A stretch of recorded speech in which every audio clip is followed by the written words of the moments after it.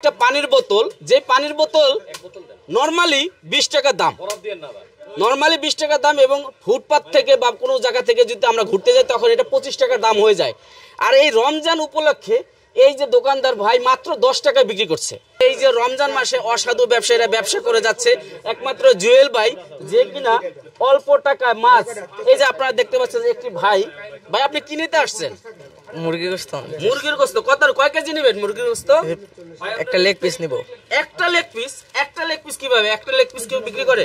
জুয়েল ভাইয়ের কাছে এটা পাওয়া যায়। হ্যাঁ আঙ্কেলের কাছে। দর্শক এই যে দেখেন, এই যে ছোট ভাই একটা লেগ পিস নিছে, সে রান্না করে খাবে। আপনি রান্না করবেন নাকি আপনার মা রান্না করবে? মা রান্না করবে। কি মানে একটা লেগ পিস ফ্রাই রান্না করবে? ফ্রাই খাবো। একটাই? তা আপনার ফ্যামিলিতে লোক কয়জন? আছে অনেক জন। অনেক লোক। কয়জন আছে? আছে 5-6 জন। 5-6 জন মানুষ এই একটা লেগ পিস খাবেন কিভাবে? আমি একাই খাবো। মানে আপনি খাবেন, মানে এই 5-6 জন লোকের মধ্যে এর মনে চাইছে যে একটা লেগ পিস ড্রামস্টিক বলা হয়, যে আমরা যদি কেএফসি তো ভেজে খাই, এটার দাম আছে মানে 250 থেকে 300 টাকা নাকি? তো এই যে এক পিস তো নিচ্ছ কত টাকায়? 45 টাকা। তো দর্শক আমরা আরেকটা বিষয় দেখাই, যে এই যে দেখেন 100 টাকায় গরুর গোশত, তারপরে 20 টাকার গরুর মাংস, তারপরে এখানে আছে গরুর মাংস 80 টাকা, রুই মাছ মানে 8 টাকায় রুই মাছ, 20 টাকায় পাঙ্গাস মাছ, এরকম অহরহ কিন্তু যে 200 টাকার গরুর গোশত বিক্রি করছে। তো এখানে দেখেন দর্শক, এই যে এখানে মানে যে যা যতটুকু প্রয়োজন, কাঁচামরিচ যার যতটুকু প্রয়োজন ততটুকু কিন্তু এই যে এখানে, এই যে এটা কি সরিষা বলে, তারপরে ধনিয়া, এটা কি বলে, তেজপাতা, তো এই যে ধনিয়া, হ্যাঁ 2 টাকায় বাদাম পাওয়া যাচ্ছে। তো এই যে এভাবে যে সে ব্যবসা করে যাচ্ছে, আসলে কি তার কি কোনো লাভ আছে? এই যে সারা দেশে যত ব্যবসায়ীরা মানে ব্যবসা করতেছে, তারা তো কি করতেছে, ব্যবসা করতেছে। রমজান মাসে ব্যবসা করবে না, করবে কোন মাসে? তাই মানে দ্রব্যমূল্যের দাম কিন্তু হুড় করে বাড়াইয়া দিচ্ছে। তো আমরা প্রায় ইফতারের টাইম, যেহেতু রমজান মাস, আপনারা জানেন যে 10 টাকার ভাই পানির বোতলটা কত জানেন? পানির বোতলটা একটু দেন তো। এই যে দেখেন, এই একটা পানির বোতল বিক্রি হলে একজন ব্যবসায়ী, সে কোম্পানির রেট কত, সেই হিসেবে কত টাকা হতে পারে আপনারা বলেন ভাই? একটা পানির বোতলের কোম্পানির রেট কত পড়ে? কোম্পানি 10 টাকার কাছাকাছি কিনা পড়ে। 10 টাকার কাছাকাছি কিনা পড়ে, সে কিন্তু 10 টাকায় বিক্রি করতেছে।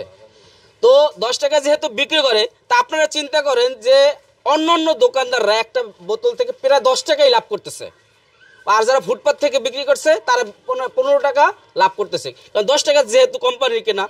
তো সেই এই যে ভাইজান, সে কি করছে, 10 টাকায় কিন্তু সে রমজান উপলক্ষে ছাড় দিচ্ছে, যাতে রোজাদাররা পানি খেয়ে ইফতার করতে পারে, তাদের মনের তৃষ্ণা মিটাতে পারে।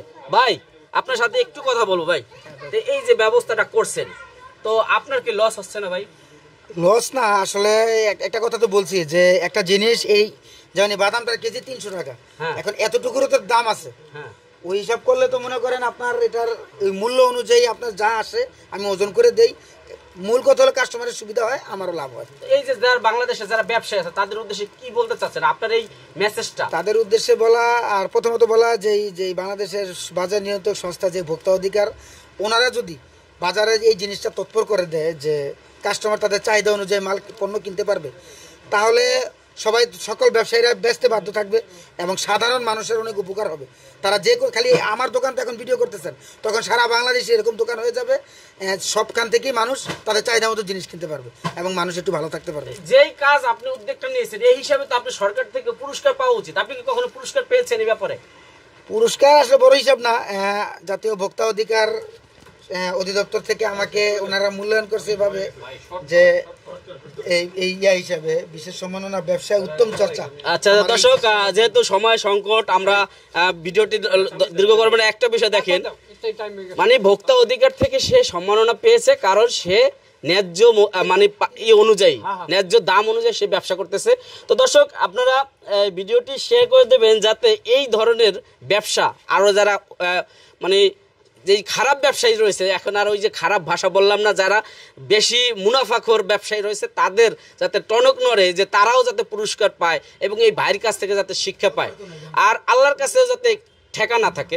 তো আজকে আমার এই ভিডিওটি শেষ করবো এখানেই, এই যে মেসেজ দিয়ে যে সারা বাংলাদেশের যারা ব্যবসায়ী রয়েছে তাদের যেন টনক নড়ে, তারা যেন শিক্ষা পায়। আজকের মতন ভিডিও থেকে বিদায় নেবো, সবাই ভালো থাকবেন, আসসালামু আলাইকুম।